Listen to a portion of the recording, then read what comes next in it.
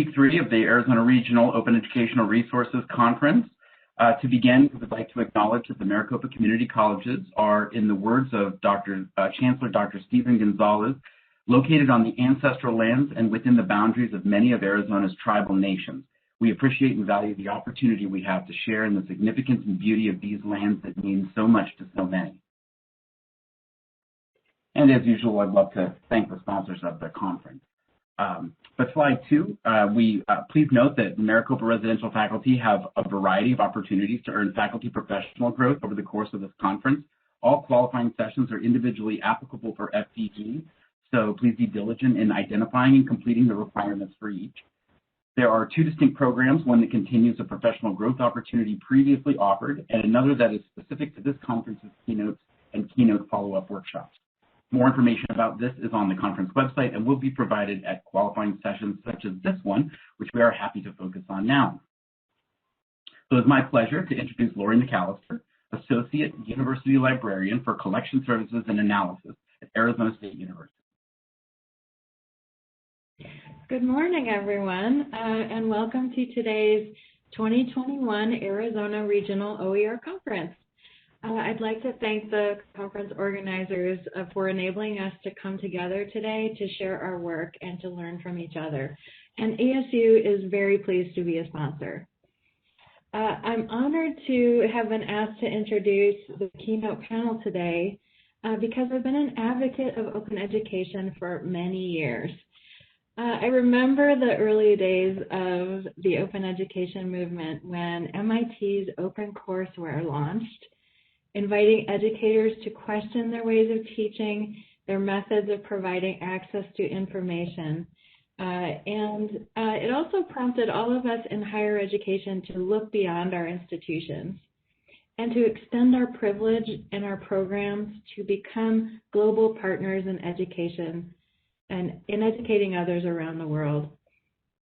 As a librarian and a curator in a university setting, I remember following the rise of Creative Commons licenses, learning all about fair use so that we could make our first open course modules, and producing a widely accessible video lecture series as a foray into academic open educational resources programming.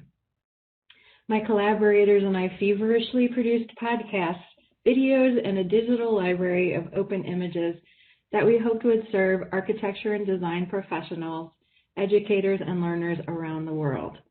We were caught up in a passion for education and technology and the promise of a future where education is affordable and accessible to everyone. So, where are we now? More than 20 years after the launch of the first OpenCourseWare. There is a growing, vibrant, and highly networked open education community.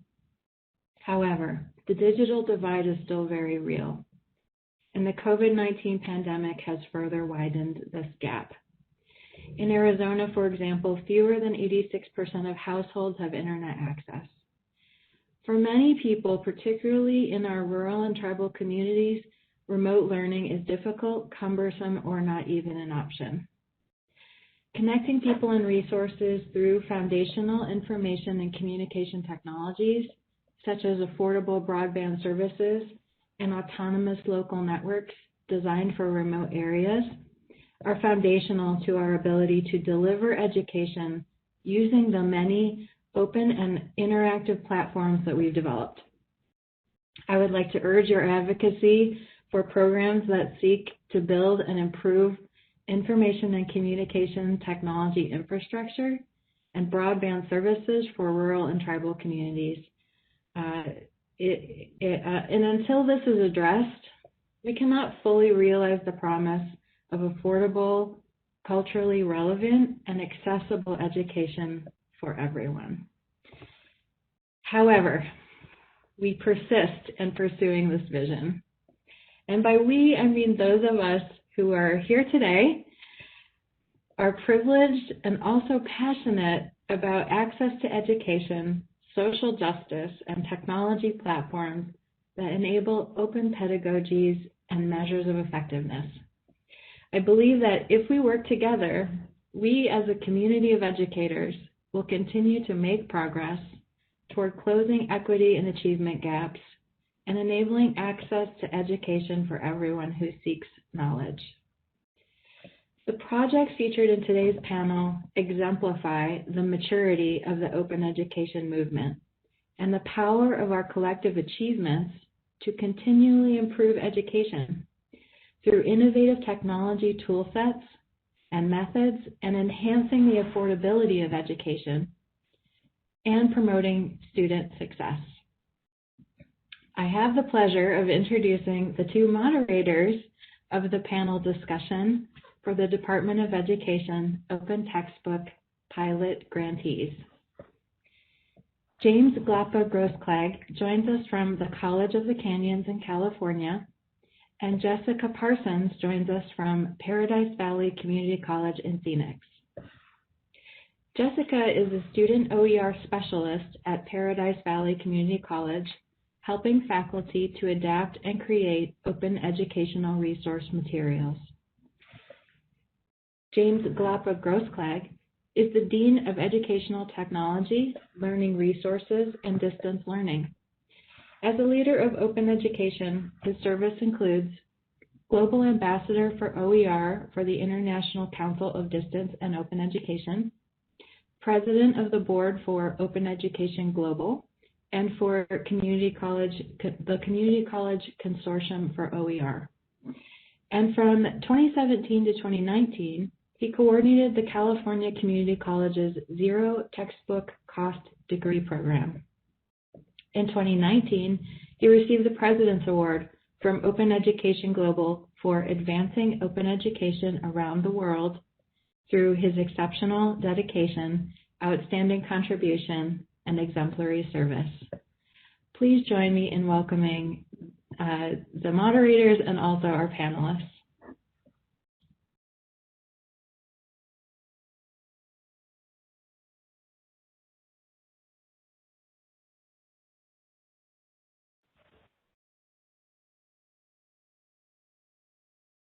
Thank you so much, Lori. Really appreciate that. And we're going to start off with our panelists providing individual overviews of their grant projects. Ariel, Ariel Anbar, would you like to start with Open Skill?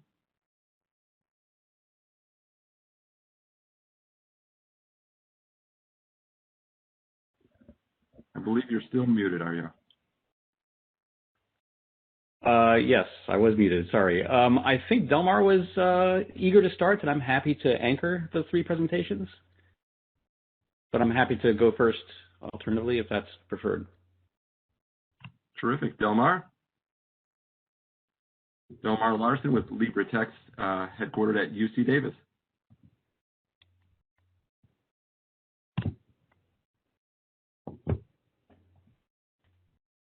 Okay. I presume everyone can hear me and see a screen? Yep. Okay, great. So let me go through a little bit of internal self-therapy with you guys. I just wanted to talk about the project as a whole in order to try to give you a little bit of history of what we're doing and also to maybe reaffirm the efforts that you are probably here in order to learn about. So the LibreText project is a fairly mature project in the OER community. It's about 13, 14 years old. It is a successor to a project called the ChemWiki, which was based off of UC Davis, where I'm a professor of chemistry, and it was utilizing students in order to construct OER content for chemistry classes. It expanded greatly over the years, but again, I wanted to go over some of the pain that I had to deal with in terms of getting support for the project. So the idea for the project was conceived in 2007. My first NSF proposal on the project was rejected in 2009. My second NSF proposal was rejected in 2010. My third NSF proposal was rejected in 2011. My first Department of Education FIPSI proposal was rejected in 2012. Then another NSF proposal was rejected in 2013. Finally, in 2013, at the end, I received a NSF TWOS award, which was a precursor to the IOS grant. Then I was also rejected again from the Department of Education in 2015, received an NSF at that time. We were very excited off of it. The key point here is I'm going too fast here. The first 5 years of our existence, we were a grassroots volunteer effort. We had several more proposals rejected up until a couple of years ago when we received this OTP grant from the Department of Education, which really scaled things up immensely. And then, it wasn't a happy ending. We started getting more proposals rejected, including some internal state proposals, and every once in a while we get a success off of it. The key point here is that if you have the means and you have the desire and the belief in what you're doing, you should pursue that until the very end, under the assumption that you believe that what we're doing is positive. So let me give you this sort of cookie description of our mission statement. So we're implementing a community-built OER platform that's comprehensive and can be curated at multiple levels. So for community, it means you, basically everybody here, everyone in academia, and everyone who's interested in contributing to our project. OER, I will refer to as free, although that's obviously a very simplified description of OER. It's comprehensive, meaning that we follow a no gap left behind policy. We have an interest from K all the way up to graduate level work. And we also follow a no tech left behind policy. That is, as emerging technology becomes available and is freely available for dissemination and usage, we are very excited in order to integrate that for the people who utilize the LibreText. And lastly, the content that we have has to be curated. And this is a key aspect because it means that the content that's generated or distributed on our platform has to be stored in a dynamic living library, which means that you have the ability to edit and modify that content subject to a variety of different needs. For example, the ability in order to update for new standards, or even the ability in order to edit content to handle culturally responsive pedagogy, which is a particular emphasis over the last year. So what is the LibreText functionally? Well, we have three general perspectives of looking at LibreText. One is as a construction platform, where you can use the infrastructure in order to build OER textbooks. One is as a dissemination platform where most people are familiar with the LibreText. And the last one is as a learning platform that is the student-facing side in terms of utilizing the resources in order to augment education. So let me talk about impact. One of the nice things about Lori's introduction here is that not once does she talk about money. And this is a key point here because the currencies of our profession as educators is performance, building agency, advancing skills, and advancing knowledge. So that means this is a currency, this is a currency, a more painful currency, this is a currency, and this is a currency. This is what we care about as educators. What we don't care about is money. We're not businessmen, and at least most of us are not businessmen or businesswomen. And money itself is a de facto proxy for the educational impact. And it's only a problem for OER because the increasing cost for education, rephrase that, and especially textbooks, is detrimental to the educational mission of what we're doing. And so when I talk about the impact of the LibreText project, I typically don't go in terms of how many millions of dollars that we have saved, which is a lot. I talk about how many students have benefited, how many hours of studying, how many page reviews have been done, and how often they've been done and where they've been done, because that's the currencies of our profession. I think it's important to emphasize that because sometimes in the OER discussions for impact is stuck on money as the way in order to go about doing it. So this is the impact from those currencies at the start of this. I start today. So we delivered somewhere in the order of 572 million page views. We're on track to reach 1 billion page views by a year and a half from now. I can confirm about 4.5 millennia of confirmed student studying. We have 743 remixable books. That means that every content in the book can be edited and modified and curated. We have about 500 books that faculty have taken that content and remixed for their own custom needs. And then we have about, this number is not accurate, somewhere in the order of 350,000 pages of OER content. If you'd like to see this thing graphically, you can go about this thing. You'll notice that there's this big jump here, which, as you would expect, is associated with COVID, that we got a massive increase, including a 50% jump off the case here. And this is an accumulated fashion, if you want to look at that, which gets rid of holidays and other things like that. So the LibreVerse is our greater project that consists of the LibreText libraries, which is the content holding infrastructure, but we have these ancillary materials that constitute the LibreVerse, including a homework infrastructure, a Jupyter notebook system where we can have executable code. We have JavaScript servers in order to run those technologies that I talked about before, that as they come out, we can introduce them. We are building learning analytics infrastructure in order to guide instructors in order to understand how students are using the material in their class. We have a bot server, which is important for accessibility. And if that topic comes up, we'll certainly talk about that. We have forums to facilitate community discussion and community curation. And such. So the LibreText project is a greater scope than just the libraries that host the infrastructure. Underlying our aspect is the ability in order to interconnect content across multiple fields or multiple subfields, and because this is what we want our students to learn by the time that they graduate, how things are interconnected. That means that we need to stop thinking about individual books, but we need to start thinking about individual libraries or text libraries that are interconnected. And that underlies our general argument in terms of taking, as one of our thrusts, taking existing OER content across the internet and ripping it apart and then bringing it into our platforms so that they can be used as individual learning objects for a constructor in order to build whatever they want. And this, I believe, is an exceedingly powerful approach in order to be able to utilize content, because anyone who's ever tried to edit and copy from a PDF understands the difficulties of trying to grab stuff from a very distributed set of platforms. I mentioned homework. This is the new Dept homework infrastructure that we are going to be formally releasing at the end of the summer or at the beginning of the summer that has several technologies embedded into it. In this case here is H5P, so you can use it summatively as part of your homework infrastructure. And this is also an example of introducing the concept that we refer to as culturally responsive annotations, where you can take content, in this case here a question, but also use it for textbooks to augment the content, to augment the diversity and the equity issues for a textbook that may not have that baked in as it was constructed. We disseminate via a variety of different mechanisms. We have a physical bookstore, so you don't necessarily have to use our resources directly online.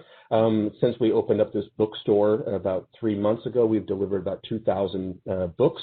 These books are all at cost or at margin, where we just act as a middleman to take money from people or from students that want books directly to the printer. We're not making any money off of that, and that lets us avoid certain issues with copyright. This is the general chemistry book that I will be teaching out of in 2 hours, by the way. Other dissemination mechanisms include offline access, and as Lori introduced quite nicely, for many families have limited internet access. So this is a LibreText in a box infrastructure that gives the ability in order to load up a whole library and then distribute this to areas that have no internet access. So if you're in the middle of the ocean, if you're in the middle of a mountain, or if you just happen to be in an area that has no internet access, you can load this thing up and then have access to it if you have a Wi-Fi. We have other things that we're pursuing including EPUB 3 capabilities with Pebble Books and other stuff, but we're very committed in order to distribute content via a variety of different mechanisms. With that, I hope I didn't go too fast, and that's a general overview of the LibreText project. Terrific. Thank you, Delmar. Really appreciate that. Next, we'll go to Ariel Anbar. Sorry, I jumped the gun, Ariel, before.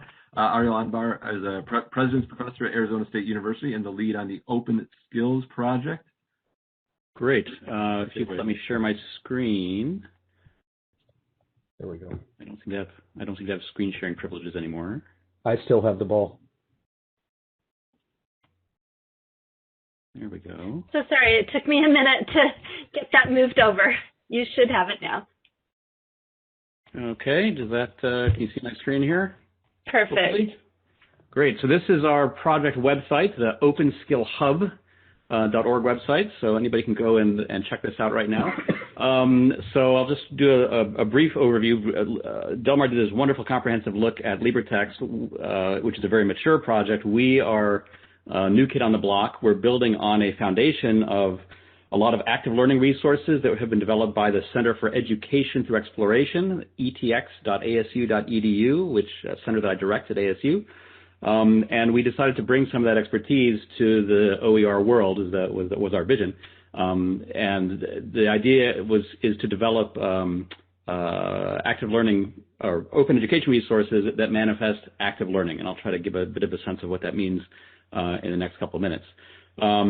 So it was that desire that gave birth to this notion of OpenSkill as a project. So what is OpenSkill? So first of all, we have a number of partners. The project is partnered with Maricopa Community Colleges, as well as Miami-Dade College, Ivy Tech, and Arizona State through the Center for Education Through Exploration. And what we are doing is developing not courses. Originally we went into this with the idea that we would develop specific resources for specific disciplinary courses. So for example, Delmar just talked about general chemistry. The idea was let's build active learning, adaptive resources for teaching particularly challenging concepts in chemistry that could then be dropped into a course like Delmar's to complement more traditional OER, which tends not to be quite as active. But as we got into this and looked at the landscape, we saw, Delmar and others are doing great stuff, and they're already moving in that sort of direction. And then we talked to our workforce advisory board, because part of what this project, part of what Department of Ed wanted us to do is gather workforce experts to really dig deep a little bit into what the workforce needs. And what we heard repeatedly was, that the world doesn't need yet another, OER general chemistry text, because folks like Delmar have already done it and done it well. What the world needs are some very specialized texts and textbook replacements, and beyond the textbook, like what you're going to hear in a few minutes from Kim. But what we also heard was a need for skills, right? What we heard was that students are coming out of college and going into the workforce without having mastered basic workforce skills, basic skills that are needed for success in life, that are not disciplinary, that are transdisciplinary, that cross disciplines. And so we decided to pivot our project in that direction to meet what we saw as the big need. So what are OpenSkills tools? So OpenSkills tools are these customizable resources that cover specific skills. We just did this analysis of skills like visualization, reading comprehension, numeracy, critical thinking. I think as simple as time management, but vexing, right? Time management, cultural awareness. And we decided that we would build a set of tools that target suites of these skills. And so what you're seeing here in sort of a schematic diagram, what we're doing is tool resources that then can be paired with OER textbooks, OER course books. And so in addition to building these tools that can go with many different disciplines, we're actually engaging with faculty groups to build curated OER course books using existing OER paired with our tools to provide these sort of activated, skills-focused disciplinary courses, and all of which will be available through this website, the OpenSkill Hub, which we put an initial version up online here that you can go and take a look at. So we're aligning with a variety of different courses. We did an analysis to see where are the courses that have high enrollments where this kind of approach would be particularly valuable. You can see the ones that have popped up here. We're working in particular right now heavily on English composition, but also several other courses where the kind of tools that we're developing can have great utility. And the kind of skills we're talking about are things like critical thinking, communication, creativity, reading comprehension, innovation, data visualization. These are the skills that when we talk to our workforce advisors came out as the ones that are greatly in need of more proficiency, of developing more proficiency in students. The website itself doesn't show you the individual tools, but we've set up a bunch of videos now of the individual tools that we're building that are available on the showcase. So you can go to the showcase to take a look at that. There's also a video on the website, a 3-minute video that walks through the various tools. Very briefly, just in words, I'll tell you that we're coming out initially with 4 tools that are in various states of development. Most of them are being beta tested or rolled out into beta testing this spring. There is a data analysis tool, which teaches students basic graphing skills and how to tell stories through graphing. A peer review tool that is superior to what you'll find built into most LMSs, largely in its simplicity, frankly, that is designed to facilitate creating peer review type assignments within classes. That nurtures a whole bunch of critical skills. A process planner tool, so that's a tool that basically helps students take a complex project and break it down to a set of tasks and then walk their way through. There are of course, many many professional tools out there for doing project management, but we found that there's actually nothing that's really education-oriented designed to teach students how to do that and to be able to work that into a laboratory class or something like that to help students break things down and track what they're doing. So we've developed that as a tool, the process planner. And then finally, one that's pretty cool and exciting, it's a virtual tour tool that enables the creation of virtual tools using immersive 360-degree spherical imagery. This spins out of our having built some really like almost research-grade virtual field trips over the years in our team. And we thought, well, wouldn't it be cool to have as a teaching tool the ability for students or faculty to be able to create virtual tours. And in particular, having students be able to create them teaches certain kinds of skills around collaboration and visualization and creativity. And so that's a fourth tool that's coming out. And so all of these are being beta tested over the next 6 months or so, with the idea that they'll be coming out seriously in the fall, and folks who want to get information can sign up here, and everything will be fully released, including these course packages, about a year from now. So that I'm happy to turn it over to Kim. Thank you, Ariel. Really appreciate that. So yeah, we're going to hear from Kim Ernstmeyer, who's the Open RN Project Director of the Open Education Resources for Nursing at Chippewa Valley Technical College. Kim, you might start off by telling us how cold it is there compared to Arizona and California. It's forecasted to be minus 25 real temperature tomorrow, so something to look forward to.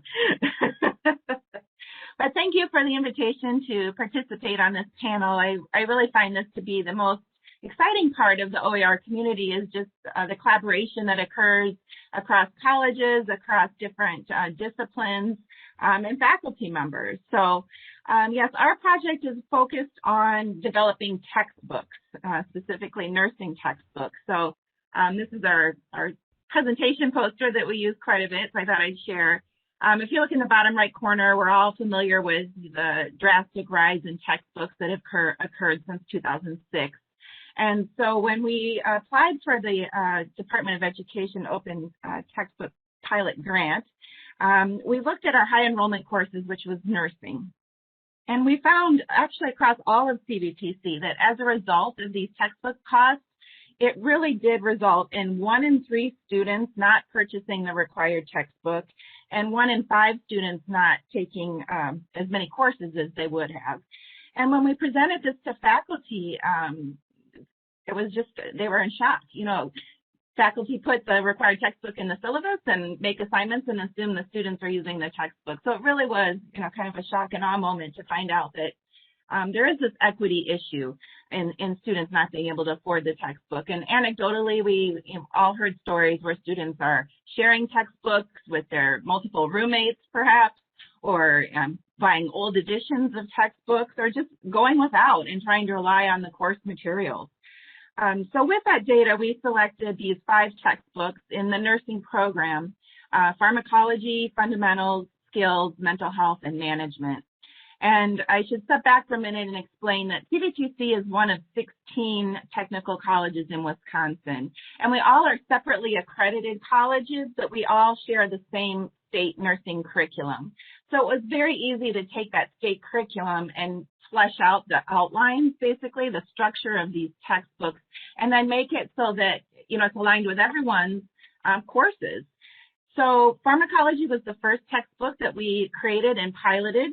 It was published in June of 2020, just as COVID was hitting. But we have found by the end of fall semester over 22,000 users of the ebook, which is published in Pressbooks.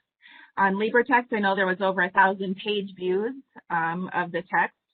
And we also created downloadable versions. And we have a partnership with Xanadu, who publishes the OpenStax textbooks.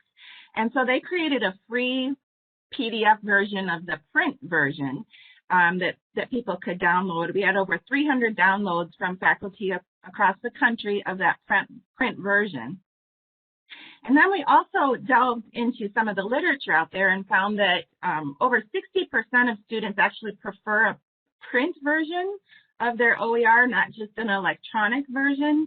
And we found that to be especially true with COVID, as was mentioned earlier. You know, a lot of our students in rural areas didn't have access to the internet to access the textbook. So for them to actually take for example, our pharmacology textbook was 780 pages in press books. So for them to go to duplicating and have that duplicated, it was on a reasonable cost and it's just not user-friendly. So Xanadu was able to create a print version for us that was completely optional for students, but available for them to use. And those are available in college bookstores and on Amazon. And in the first semester in the fall, we had over 970 copies of that print version sold nationwide.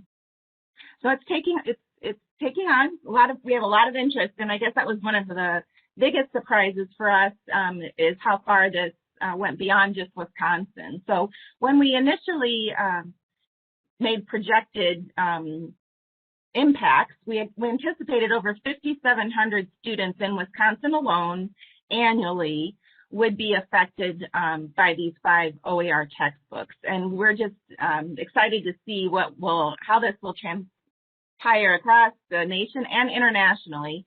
As James knows, this project was accepted as an OER for a Better World in 2020 and received the OER Award for Excellence also. So we do have several international users also.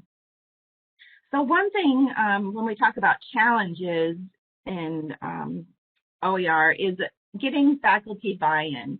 And what we found for nursing faculty is the typical questions are, how will this book be sustained? So if I adopt this book now, what will it look like in 2 years or 3 years? Do I have to start over? And quality in terms of, nursing is very evidence-based field. There's constant changes in the healthcare field. And so what kind of updates will happen with these textbooks?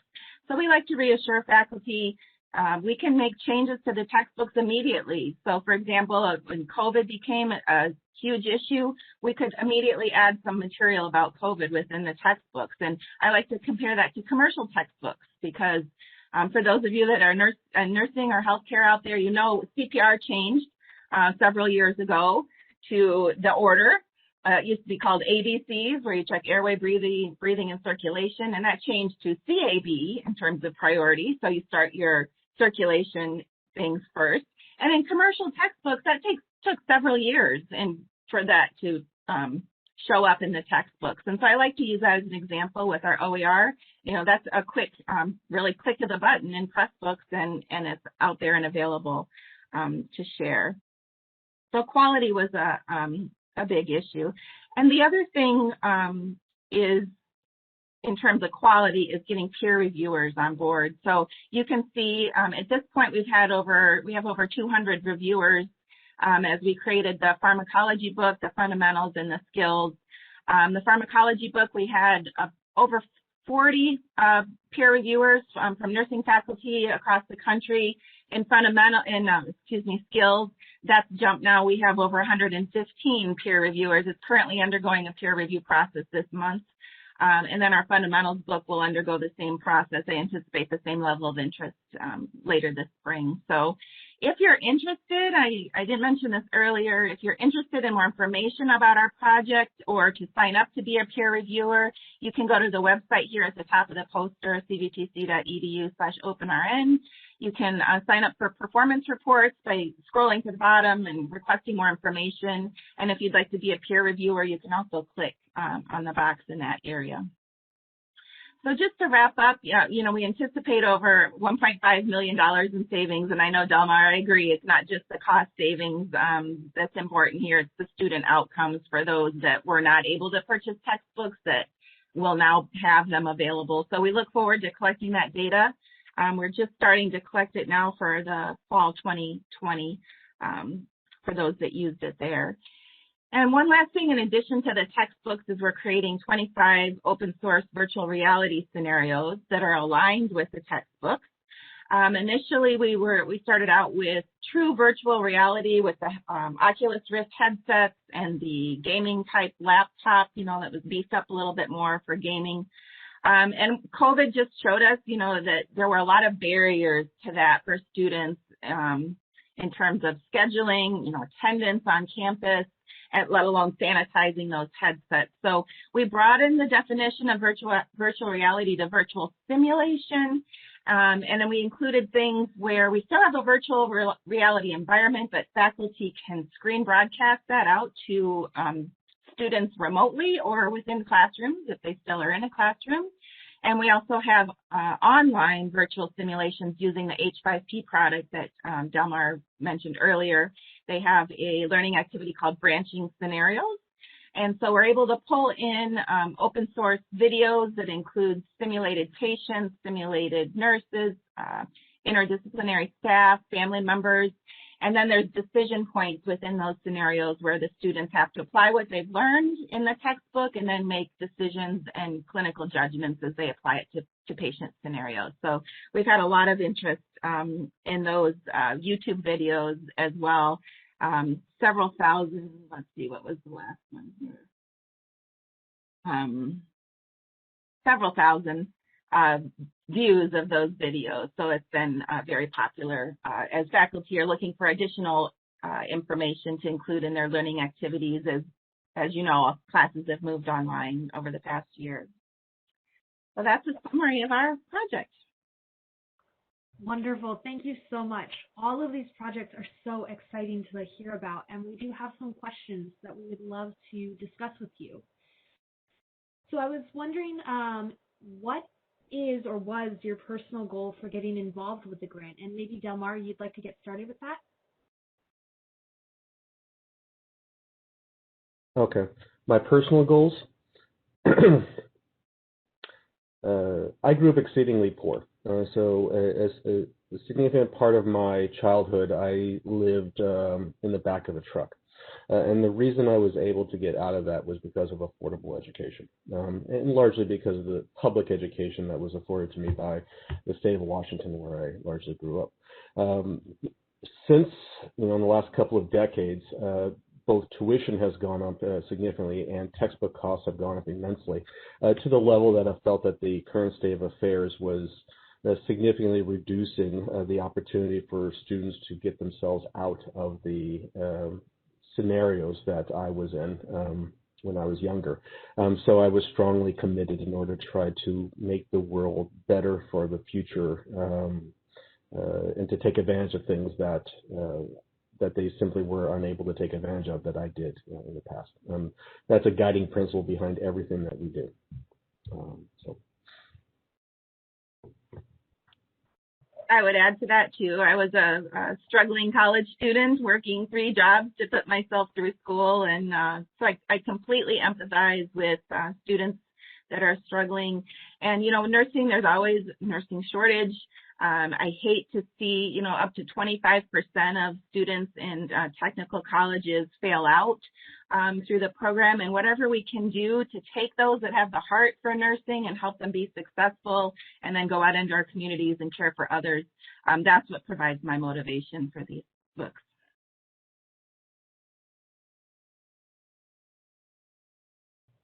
Ariel, it appears you are muted. Yeah, sorry, I've got a barking dog here, and so I keep it muted when you don't need to hear me. So maybe you don't need to hear me at all. But so I got into this a little bit differently. So I got into the digital learning world from coming to ASU in 2004 and starting to teach large general science classes, and feeling that the standard mode in which we were teaching, which is large lecture mode and the very large lab operation, was not a great way to learn science, not a great way to teach science. So I started working then towards developing active learning, asynchronous active learning resources for teaching at scale, for teaching science at scale in particular, and that led down the path of adaptive platforms and things like that. And then so we're doing this, and all of this is complex and expensive. And then as I'm getting into this, I'm learning about OER, and I'm learning about this entire world that Delmar and Kim talked about, which is noble and important and vital. And I'm asking myself, how can we make sure that those open education resources are as infused as we can make them with the technological innovation that we're developing elsewhere?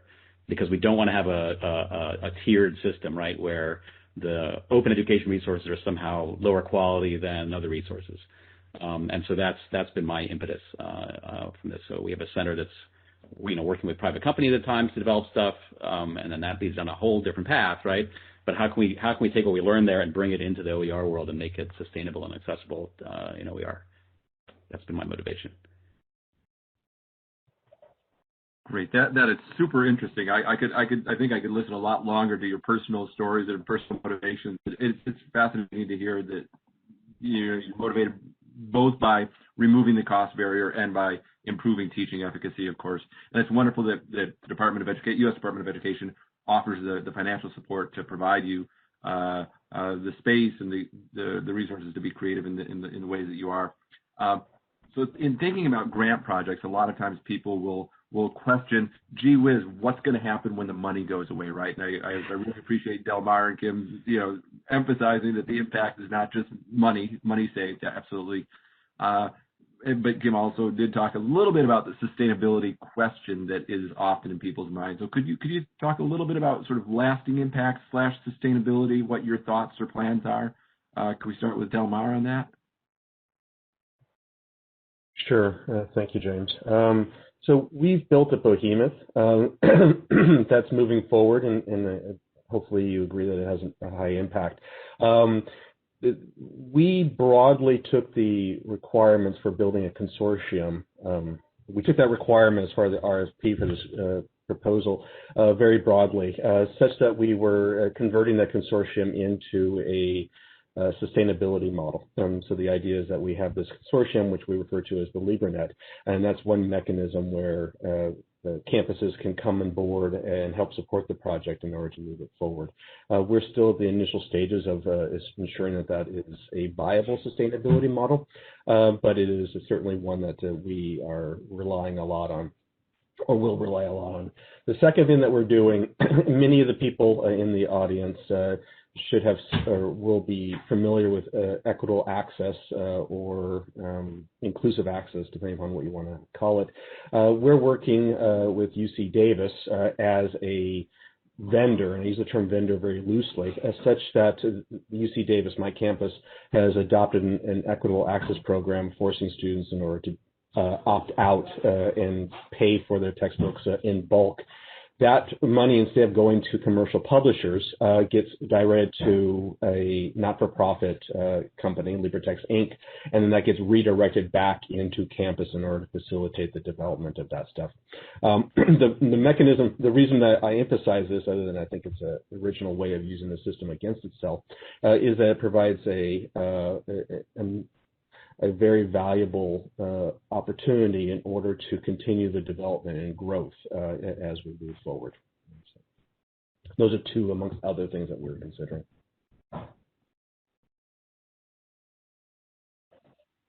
Great. Ariel? Yeah, so I'll answer that in two ways. So one way is, we're exploring models with this project as well as other federally funded projects that are free. We have a big NASA project called Infiniscope that's in high school and middle schools that's also free resources that we're thinking have the same challenge. How do we think about sustainability long term? So in both cases, we're thinking about what sort of services we can add around the free tool that might be a value that are worth it for institutions to put some money into. But that really has brought us to a broader way of thinking about this, which is to kind of ask the question, why are textbooks, right, and we're in the category of textbooks, although none of what we're doing is really quite a textbook anymore. Why are these priced out separately from tuition? Why are they not something that institutions take upon themselves as an institutional responsibility to provide to the students? And so I think in the long run, the sustainability has to be for institutions of higher education probably working together in consortia to invest in these sorts of resources. I think that's probably the future, and following paths like Delmar is taking, we've taken, Kim's probably taking this too, of developing the potential for faculty to mix and match and customize in various ways.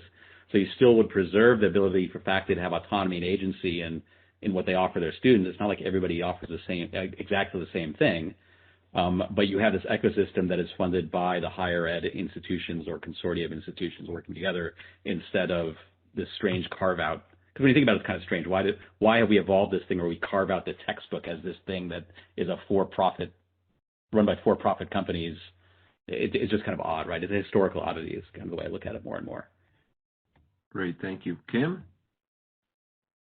I'm glad you mentioned the remixing, RL, because that obviously, every school has their different curriculum, and that's what does make this more sustainable in that way, is that everyone can align it with their competencies and learning objectives.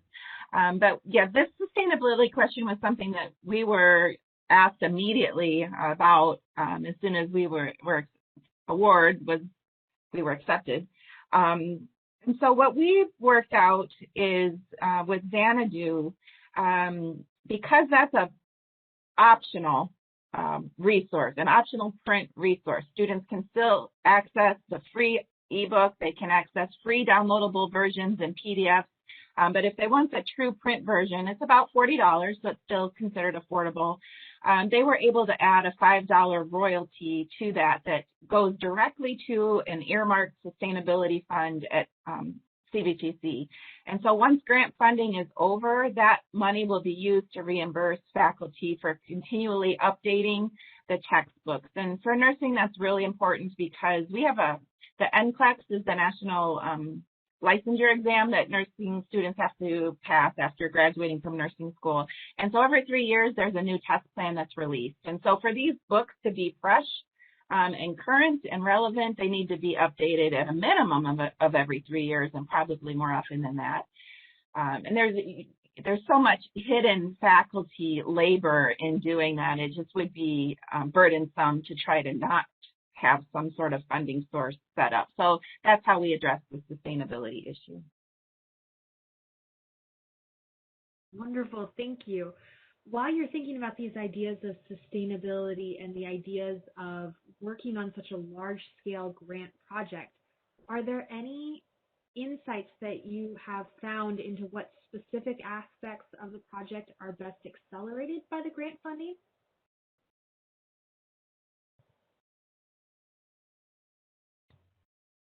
Well, speaking for ourselves, this particular project wouldn't exist without the grant funding. I mean, we were not thinking about workforce development until we got into this particular project, and because the Department of Ed wanted us to put together a workforce advisory board and really wanted a focus on workforce readiness, we started thinking in our team in ways we hadn't before, and that led us down this path of skills, which we kind of love, because what we found is that what the workforce development folks really want is what the liberal arts institutions have claimed forever that we're producing, right? We don't do it as well as we should, right? And so it provided us an opportunity to sort of connect, in a sense, the heart and soul of liberal arts and sciences, which is around these skills, with what the workforce really wants, and figure out how we can build digital tools to enable that. But we weren't thinking in those terms until this project. Wonderful. Kim, do you want to add to that? Sure.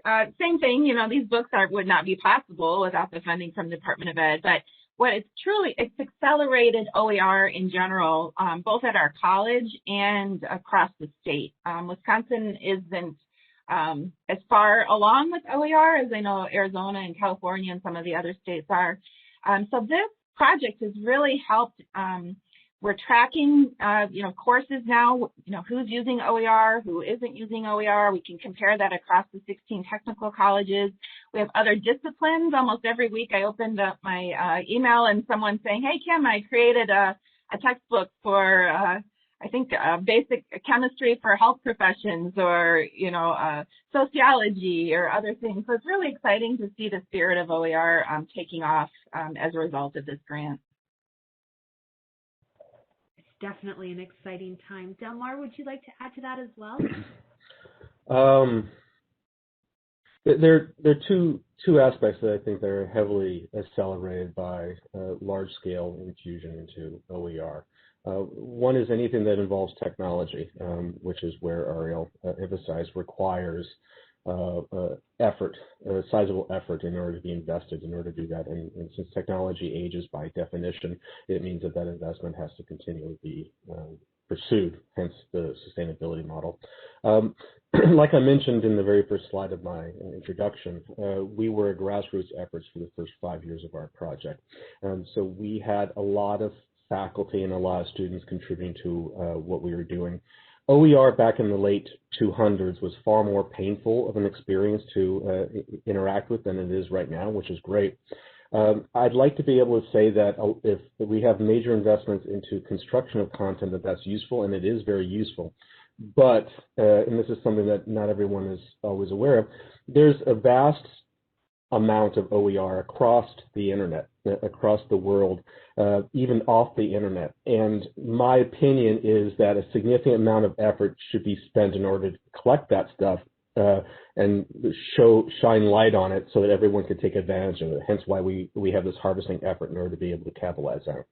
So because if you don't do that, what we end up doing is recreating the wheel. And that's where I feel that a significant amount of effort needs to be dedicated for doing so. And that's what we focus on doing that. And I think there's impact off of that. So so it's technology and accumulation so that everyone can capitalize on it instead of having a decentralized, fragmented infrastructure, which is currently, I think, holding back OER collectively. So I'll get off my soapbox.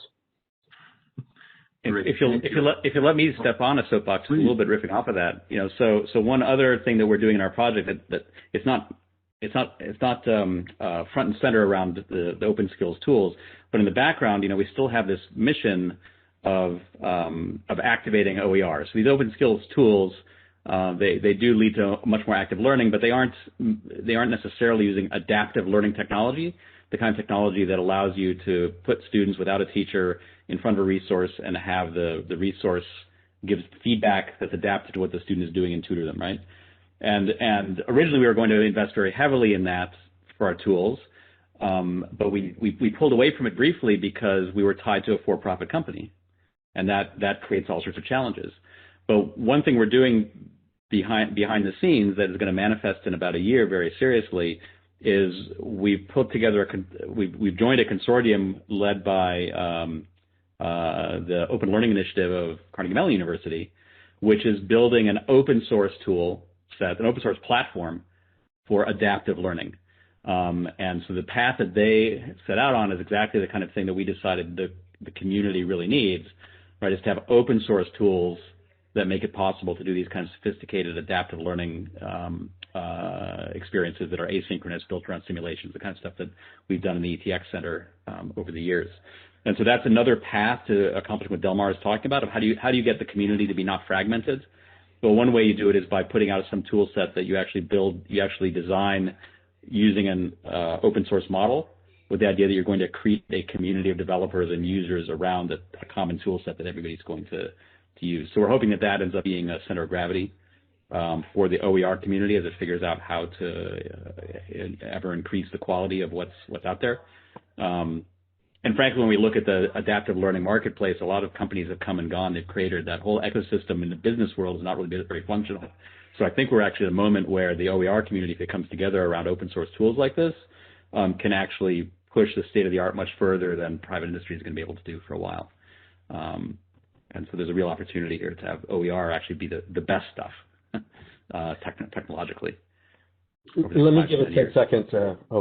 Let me give a 10-second riff on his riff on my riff.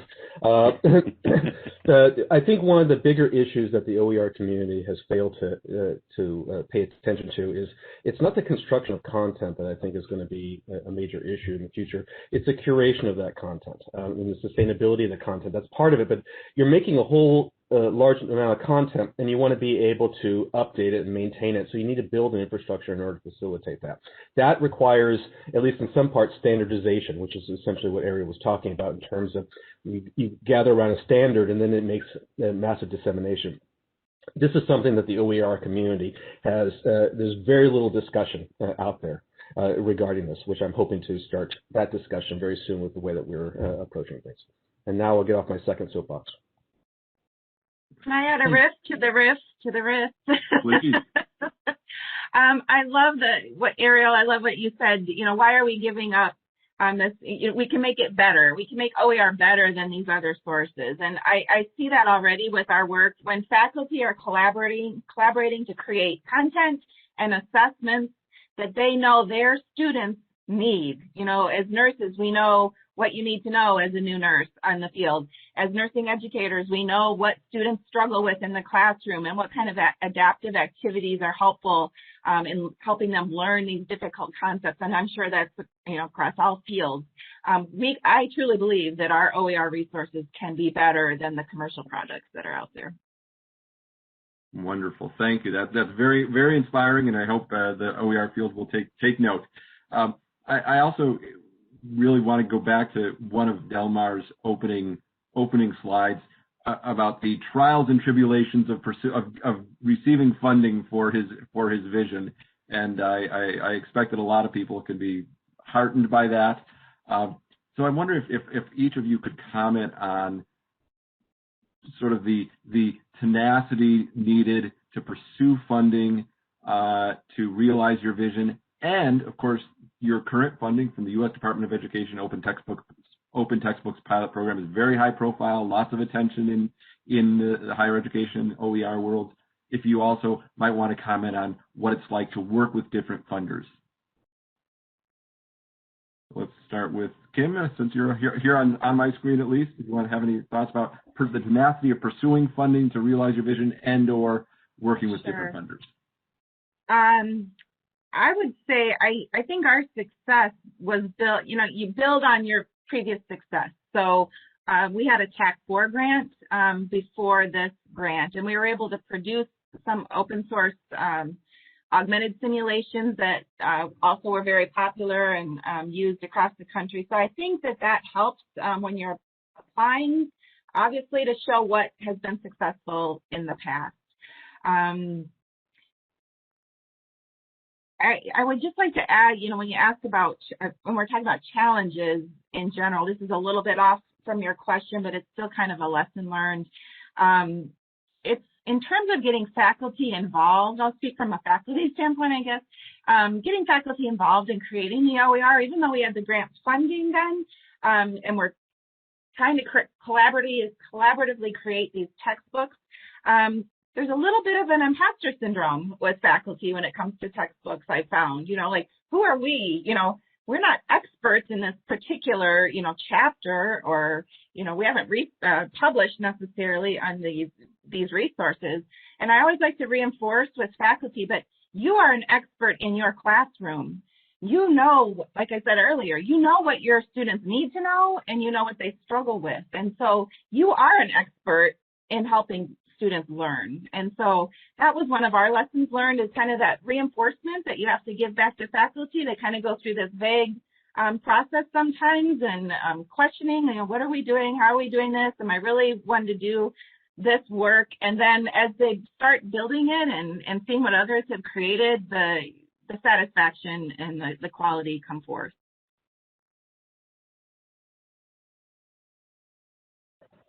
Okay, who would like to take that? Ariel, any thoughts on the tenacity in pursuing funding or working with different funders? So I was answering a question in the Q&A that somebody brought up, so I apologize if I didn't catch all the nuances of the question. What can I say that hasn't been said? I mean, tenacity is obviously kind of key. I think Delmar is the type example of that from his opening slide there. Just picking up on what Kim said, getting faculty engaged is an interesting challenge. On the one hand, many faculty really want to be engaged. On the other hand, we have a bit of a problem with the incentive structure right now for many faculty, that they aren't really rewarded for doing this sort of work, for developing new resources. And there's two aspects of that. There's the developing the initial resource, and then there's being there to sort of improve and modify over time.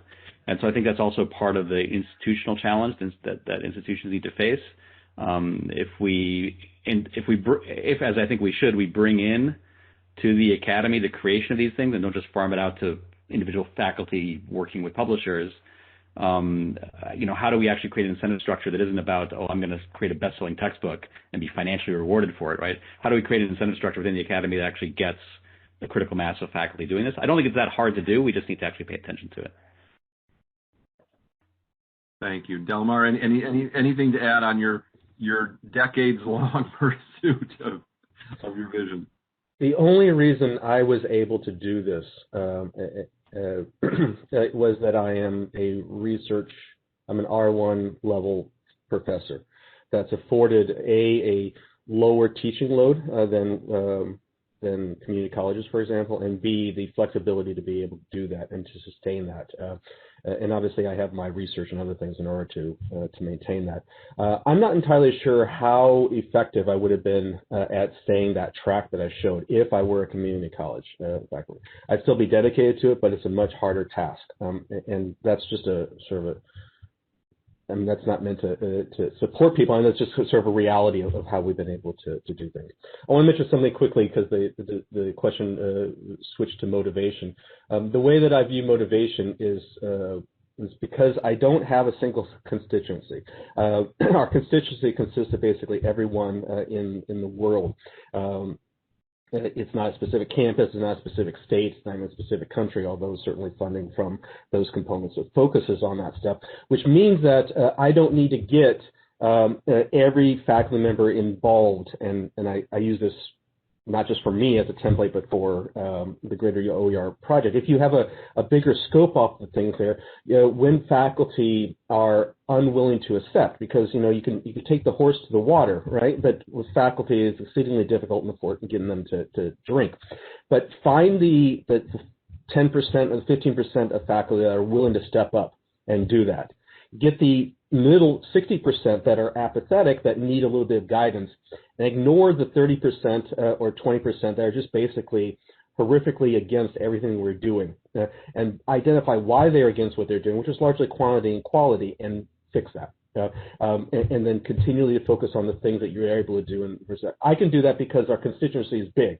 But if your constituency is, this has to be done at my campus in order to move forward, I understand that is a little bit more complicated in order to be able to do that. And then you have to focus on quantity and quality as an example off of that, and then pray to the gods of OER. There's a lot of prayer involved in big projects like this. And with that, kind of to those who are sitting back there going, how would I ever approach something like this? What would you suggest to prospective applicants to consider before applying for a big grant like this? Do you want to start, Kim? Sure. As I mentioned, I think earlier, collaboration is such a key part of our success. And so, sorry, you can hear the background noise there.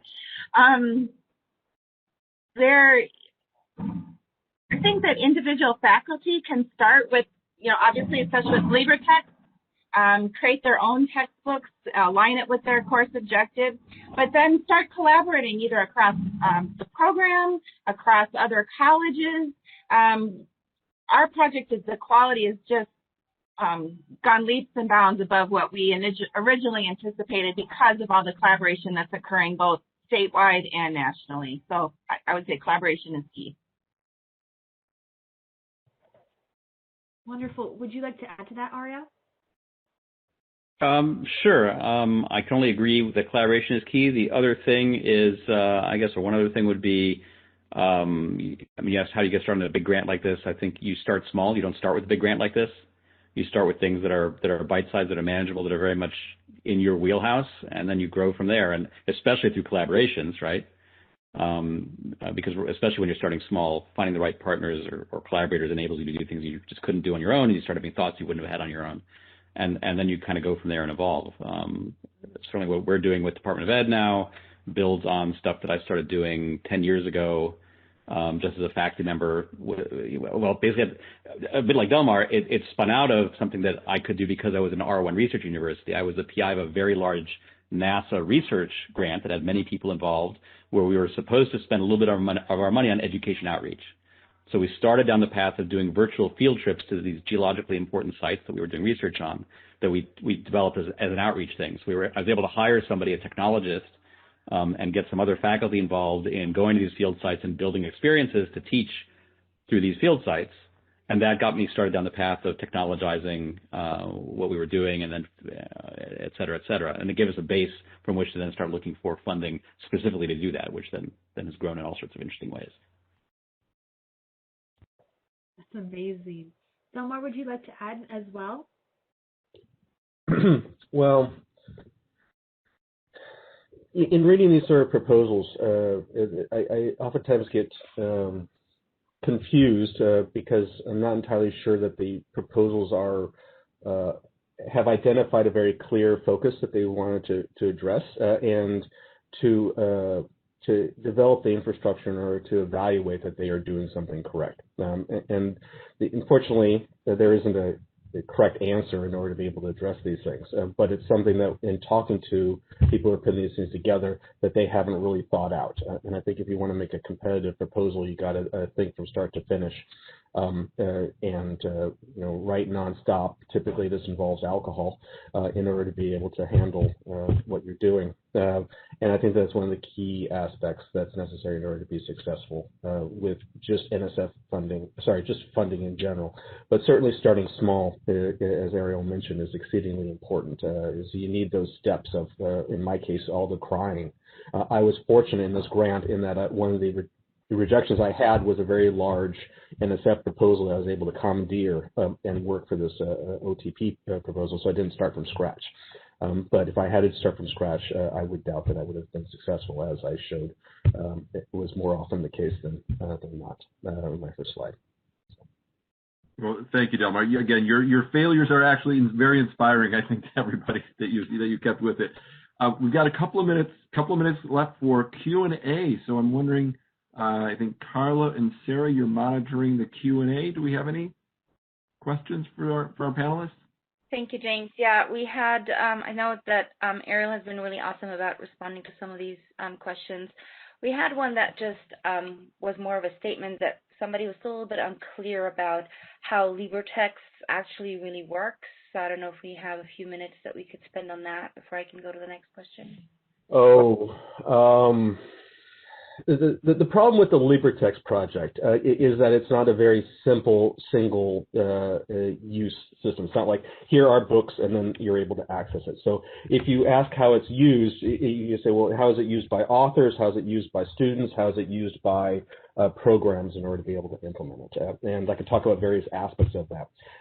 I'll just mention it briefly in terms of just the center part, the libraries, independent of all the ancillary technologies and how they all connect together, which is quite an interesting set of discussions. Is that the idea that we have with the libraries is that we have a repository of content. So we want to be a centralized repository, and then by doing that, we are a de facto standard that you can then implement and use effectively that facilitates remixing. So we have our content on our libraries distributed in 3 general categories. One is the central bookshelves, and those are the ones that we have either constructed ourselves. In fact, the top 19 of the top 20 pages that we have on hits are our own internal constructed content, not external content that we have harvested. We collect those things together, and then those are the Lego pieces if you go through the effort that you're ready to build it up. But then we have a secondary thing, which are our campus book shelves, where a campus can come in, preferably as part of our LibreNet consortium, and build remixes from those repositories or augment them with their own individual components so they can take advantage of what we're doing. And that's separate from the bookshelves. And we have some technology to facilitate that and make it effective for future curation, which is, I think, exceedingly important for doing that.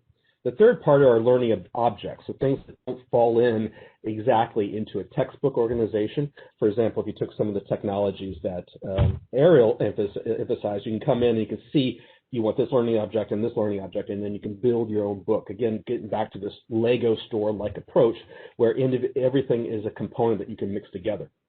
And that's the key aspect behind how the libraries operate. Those sort of approaches are very similar to how other things operate, like our homework system and our Jupyter Notebook stuff, but that's I need a lot more time in order to discuss that. So hopefully that helps to address some of the questions behind that. But this is a several hour long discussion to do properly. Thank you, Delmar. The next one is at Kim specifically. You mentioned peer reviews for the initial version of the books. Is there a system in place for peer reviews on later edits?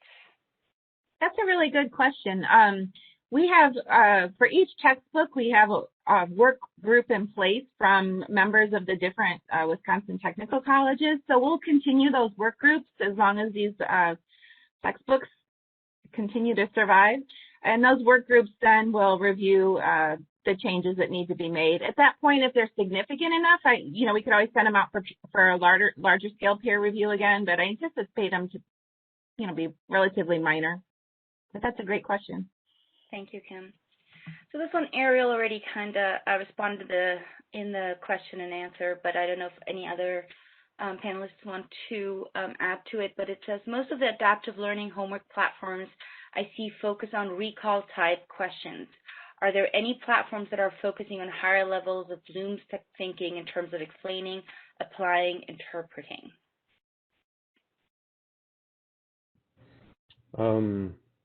So I mentioned our homework system, but I didn't really talk about it in detail. But I put a video in the chat regarding that we just put out last week. Our homework system is designed to be adaptive, but I use the term adaptive loosely because it's a spectrum of technologies out there.